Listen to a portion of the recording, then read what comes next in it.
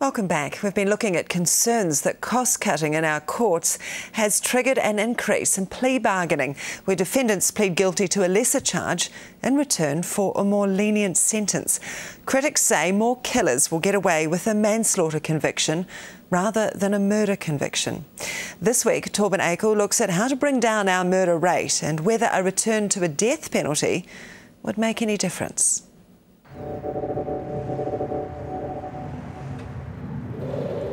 It's now half a century since we abolished capital punishment for murder, and our murder rate has never fully recovered.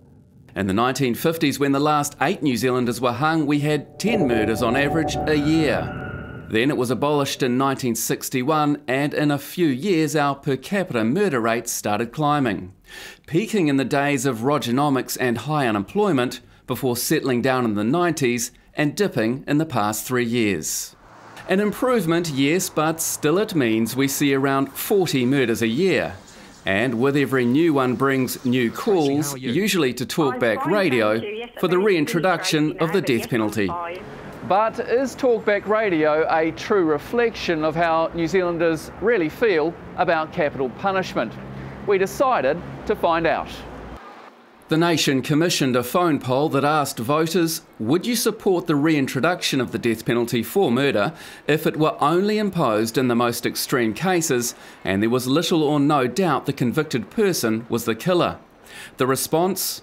Of the 624 people we asked, 38% were in favour of reintroduction, while 55% were against. 7% were undecided. Least likely to be in favour were Green Party voters at half the average, Labour voters were below the average and National voters above it, but it was New Zealand First voters who were most in favour at double the average. However, their party's policy on the penalty is bound to disappoint. Justice spokesman Denis told us the party is opposed. The death penalty is right in principle but wrong in practice. By which he means our justice system has shown it cannot reliably and consistently deliver enough certainty of guilt. Even the hard-nosed Sensible Sentencing Trust has no position on the penalty. Survivors that we deal with, I have not heard one of them say that they believe in capital punishment. They believe in the public being safe, but they don't believe that it's their choice to take someone's life. And I guess from my perspective, watching them, it's probably, well, it looks like it's because they've suffered such an enormous tragedy with someone taking a loved one's life of theirs that they see the pain that that would inflict on someone else. Better a life behind bars, perhaps, as we could soon see imposed under the 3 strikes legislation. Enacted 3 years ago, it awards a strike anytime someone commits one of 40 violent or sexual offences. The first strike is a warning, but the second one means no parole, which in the case of murder means life without parole. And at last count, more than 3,000 people were on their first strike and 22 on their second. If any are now convicted of murder, they'll probably spend the rest of their days locked up. And when you look at the 40 offences that you receive strikes against... Ruth Money believes the Act will save lives. So if we can stop that recidivist behaviour or at least keep them off the streets, we're absolutely going to have an effect on the homicide rate.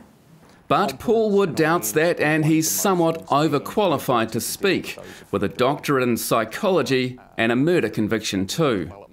All of the research that I'm aware of suggests that longer prison sentences tend to reduce the occurrence of property-related offending and other offending which is very premeditated and does involve more of a sort of logical, rational consideration of one's actions. A large proportion of homicides relate to a lack of emotional control and a loss of emotional control. So people don't tend to engage in that rational consideration of the consequences before committing a homicide. So the idea that awareness of penalties would act as a deterrent is, I think, very unlikely to be effective. In 1995, aged 18, Wood killed his drug dealer Boyd Bevan. He claimed self-defence but was convicted and served almost 11 years inside. He's now on probation for life. These days he teaches emotional literacy to businesses and thinks we should teach it in schools too. By emotional literacy, I mean the ability to have knowledge about and comprehend our emotional experiences and manage those effectively. If we did teach it, he believes our rates of murder and suicide would go down. I don't think that there's many homicides within New Zealand which would fit the sort of premeditated, calculated killing sort of idea or stereotype that we often have about homicide.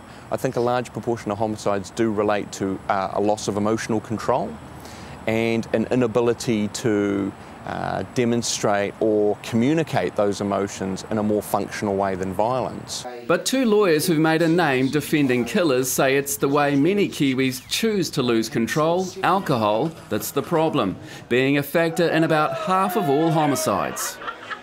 I think that we need to change our attitude to alcohol because so many killings are fueled by alcohol. I don't believe that drugs are as prevalent in killings as people think they are. I think alcohol is the scourge. I could just imagine if they took alcohol on like they've taken tobacco on, that we could actually see substantial changes in attitudes towards alcohol. That's not happening. When it does happen, I think that they'll see some huge drops in crime generally. Of course, our MPs let that opportunity slip with last year's watered-down liquor reforms. Then there's family violence, which accounts for over a third of all homicides, more so if the victim's a woman. Tauranga councillor Mary Beresford-Jones believes it can be countered with publicity like the It's Not OK ads that have screened since 2007. We know police call-out numbers increased significantly at the time that the It's Not OK campaign adverts were launched. We know other adverts around social campaigns have worked. So I think educating the nation is a really important point as well if we're looking to effect change in family violence homicides. Hers is an underfunded sector though, and the It's Not OK ads get taxpayer funding of just $500,000 a year. Compare that with the $45 million annual cost of housing convicted murderers, and it's hard to avoid the question. If we spent a little more on homicide prevention, would we save lives and money too? Torvin Akel reporting there, and that story was edited by Hitendra Patel.